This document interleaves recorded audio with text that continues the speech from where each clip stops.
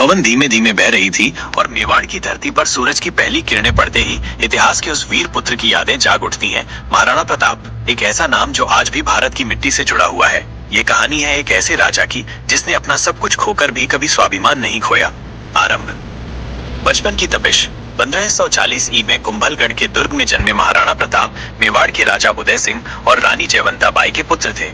बचपन से ही प्रताप में अन्य बच्चों से अलग एक विशेष तेज और जुझारूपन था। तलवार से खेलने की आदत और युद्ध की कहानियों में गहरी रुचि उनके हृदय में वीरता के बीज बोती रही। उनकी मां अक्सर उन्हें मेवाड़ की गौरव गाथा सुनाती, जिसमें बप्पा रावल से लेकर राणा सांगा तक के बलिदान थे। प्रताप की आंखें उन कहानियों को सुनते हुए कभी नम होती तो कभी चमक उठती। वो मन ही मन एक संकल्प कर चुके थे, मैं अपनी मातृभूमि की रक्षा प्राण देकर भी करूंगा। मुगल चुनौती और शौर्य की ज्वाला।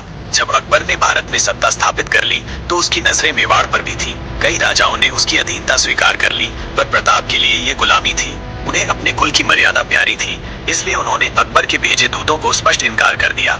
यही इनकार उनके जीवन को युद्ध भूमि में बदल गया। अकबर ने उदयपुर के किलों पर अधिकार करना शुरू कर दिया। प्रताप ने सेना संग जंगलों और पहाड़ियों में शरण ली, पर कभी झुके नहीं। हल्दी घाटी, वीरता की अमर गाथा 1576।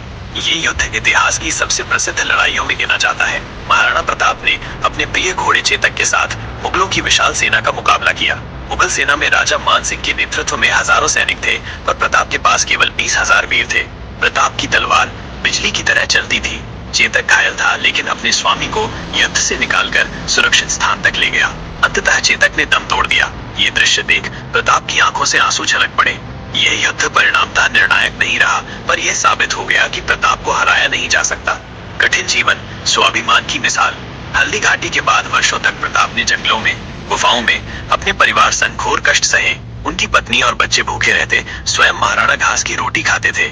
एक बार उनके पुत्र ने रोटियों से पत्थर निकलते देख रोते हुए कहा, पिता, क्या हम राजघराने के लोग हैं? प्रताप ने उसे गोद में उठाया और कहा, बेटा, ये घास की रोटी हमारा अभिमान है। हम स्वतंत्र हैं, ये सबसे बड़ी दौलत है। मानवता और नीतियों के प्रतीक। महाराणा प्रताप सिर्फ युद्ध के प्रतीक नहीं थे, वे एक महान नायक भी थे। उन्होंने कभी आम जनता को दुख नहीं पहुंचाया। युद्ध के समय उन्होंने किसानों और स्त्रियों को सुरक्षा दी। एक बार अकबर ने फिर से संधि का प्रस्ताव भेजा। उसमें दौलत, जागीर, सम्मान सब देने का वादा था। स्वतंत्रता किसी भी कीमत पर बिकने वाली चीज नहीं। मैं मिट जाऊंगा, पर झुकूंगा नहीं। जीवन के अंतिम दिन, कई वर्षों के संघर्ष और गुरिल्ला युद्धों के बाद प्रताप ने धीरे धीरे मेवाड़ के कई हिस्सों को मुगलों से वापस ले लिया। उन्होंने चावड़ नामक स्थान को अपनी राजधानी बनाया। प्रताप का शरीर अब थक चुका था, पर आत्मा में वही आग थी। 1597 में घावों और संघर्षों से भरा उनका जीवन अंततः समाप्त हुआ। मरते समय उनके अंतिम शब्द थे, मैं अपने मेवाड़ को स्वतंत्र देखना चाहता हूँ। निष्कर्ष आज भी जीवित है। महाराणा प्रताप भले ही शारीरिक रूप से इस संसार से चले गए हो, पर उनका साहस, स्वाभिमान और देशभक्ति आज भी भारत के कण कण में जीवित है। उनकी कहानी हमें ये सिखाती है कि स्वतंत्रता की कीमत चाहे कितनी भी हो, उसे बनाए रखना ही सबसे बड़ा धर्म है। आज जब भी कोई बच्चा तलवार से खेलता है, कोई जवान मातृभूमि के लिए प्राण देने को तैयार होता है, कोई गरीब भूखा रहकर भी आत्मसम्मान नहीं छोड़ता, तब हर बार महाराणा प्रताप की आत्मा मुस्कुराती है।